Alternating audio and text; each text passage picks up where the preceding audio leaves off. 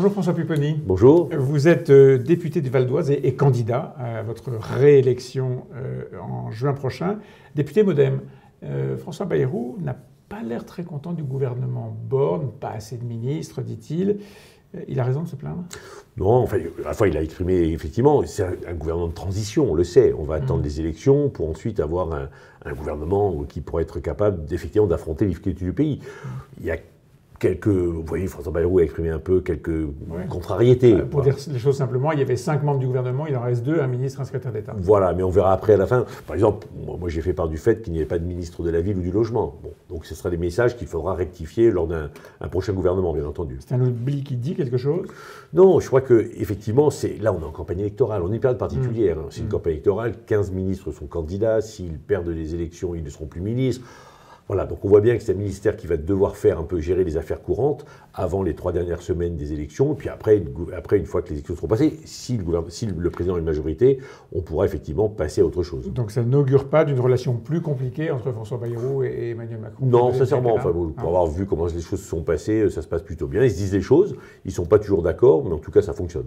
Il y a beaucoup de questions sur ce gouvernement, et en particulier autour d'un sujet qui est assez frappant cette fois, c'est une réélection, et il n'y a pas d'état de grâce. Ça vous étonne? Non, on le savait. On savait très bien que dès le lendemain de l'élection présidentielle, la situation serait compliquée et qu'il n'y aurait aucun état de grâce. Alors là, on attend les législatives, on verra bien comment ça se passe, mais tout le monde savait qu'on partait pour 5 années extrêmement difficiles et que les premiers jours, les premières semaines allaient être très compliquées. Et on le sait, il va falloir qu'on vote, quand le Parlement sera réuni, qu'on vote des nouvelles lois de finances pour faire face à la crise que connaissent les Français aujourd'hui. Mais on sait très bien que ça sera très compliqué et que la rue ne laissera pas de répit au président de la République. Ça, on en était tous très convaincus. La rue, c'est-à-dire les manifestations attisées par la France Insoumise?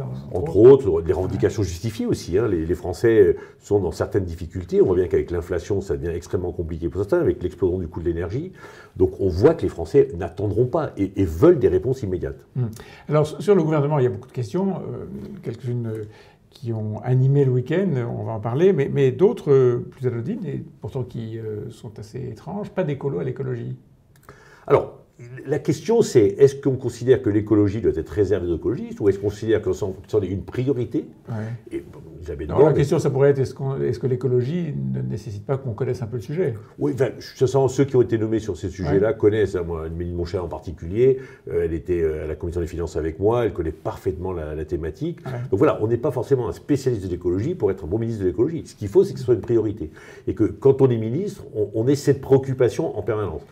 Et puis on a vu dans le passé aussi que des écologistes à l'écologie n'amènent pas forcément des résultats escomptés. Parce qu'ils ne sont pas toujours faciles à gérer. Oui, puis parce qu'ils ont une autre vision des choses. Ils sont très sur l'écologie, mais après il faut que ça soit réaliste, pragmatique et que ça soit mis en œuvre.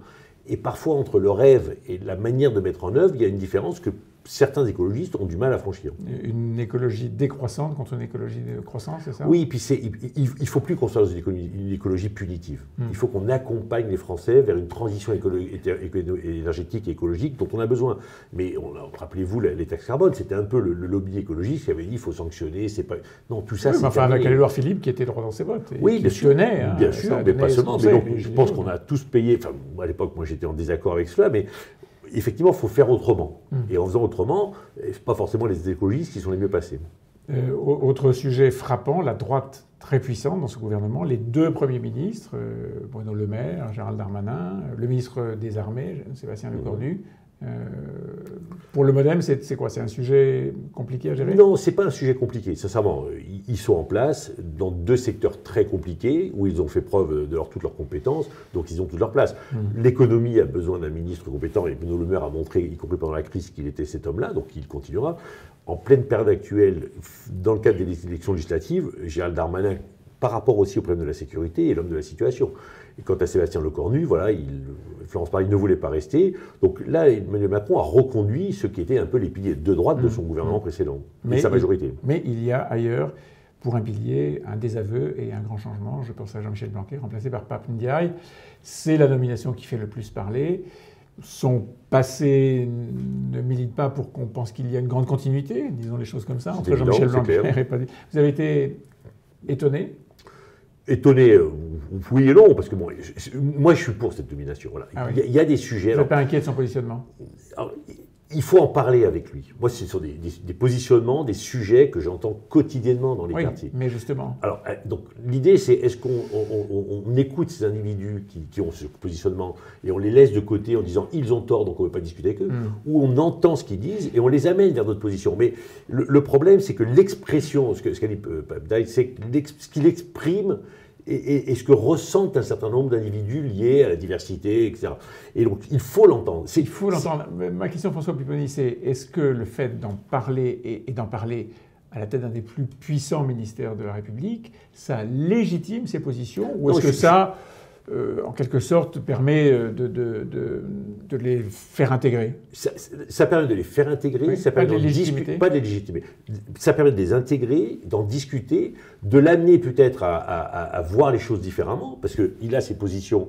Je ne suis pas toujours d'accord. Vous n'êtes pas d'accord. Vous êtes réputé pour être vraiment intransigeant sur les principes républicains. Complètement. Ça n'est pas tout à fait son cas, pardon. Mais tout à fait. Mais le problème, c'est qu'il exprime. Non mais il y a deux solutions. Vous savez, moi, je suis confronté à ça tous les jours.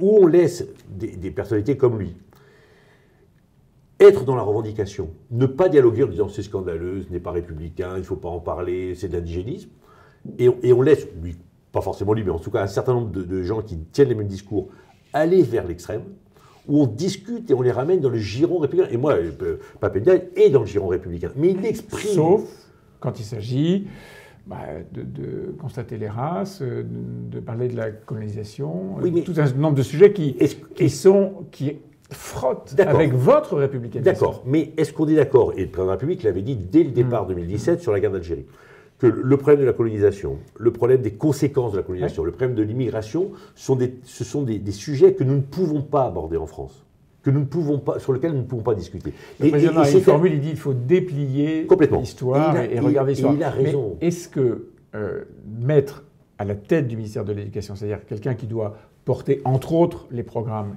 quelqu'un qui a les positions qu'il a, qui sont en partie sur le racialisme, sur la décolonisation, est-ce que ça n'est pas un danger? Alors, c'est un risque, bien sûr qu'il y a un risque. Bien sûr, mais c'est un pari que fait prendre la République, de dire abordons le sujet. Et on l'abordera en responsabilisant ces personnalités, en ayant le débat avec eux. Ça ne veut pas dire qu'on est complètement d'accord avec eux, mais ils expriment quelque chose. Alors, on a par exemple aujourd'hui le 23 mai, c'est une date qui commémore l'abolition de l'esclavage et les victimes de l'abolition de l'esclavage. Ces sujets-là, on en parle un peu. Mais globalement, la France n'est pas capable de regarder droit dans les yeux son passé, qui n'est pas parfois un passé exceptionnel. Il faut être capable de le dire. Alors, ils le disent à leur manière, d'autres le disent, moi le premier, mais il faut qu'on ait le débat. Ne pas l'avoir, c'est prendre le risque que la fracture s'agrandisse. Pape Ndiaye a été un des membres fondateurs du CRAN, le comité représentatif des Noirs, de l'Afrique noire. Le CRAN qui a été à l'origine de toute une série de mouvements sur le déboulonnage des statuts, en particulier Colbert.